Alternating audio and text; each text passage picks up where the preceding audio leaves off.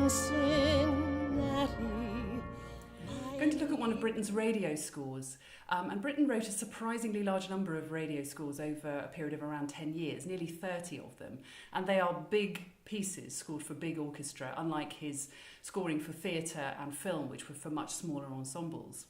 And they ranged from accompanying dramas such as Sword in the Stone and King Arthur, and later on The Dark Valley, where they were integral parts of the drama, to smaller bits of title music at the beginning and the end, and also for documentaries. And it's one of these documentaries we're going to look at. When Britten came back from the United States in 1942, he was looking for work, and radio was a good place to start because he had already so much experience in it.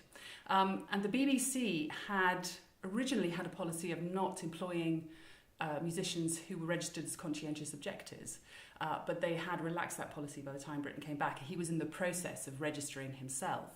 So he did get some work for a series called Britain to America, as in the country Britain to America. And this was for BBC North America and also was broadcast on NBC. The one we're looking at today is an episode from that series called Where Do We Go From Here? And the music for this was quite light. It was intended to be very appealing to the listeners. These were propaganda programmes to portray to America what the social conditions were like for people living in Britain, just as America was starting to get involved in the war.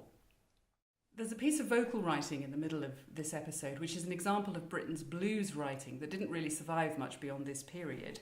And it was sung in the original broadcast by a jazz singer, and it sets the words of Louis MacNeice, who was a great friend of Britain's, and is the same title as the episode, Where Do We Go From Here?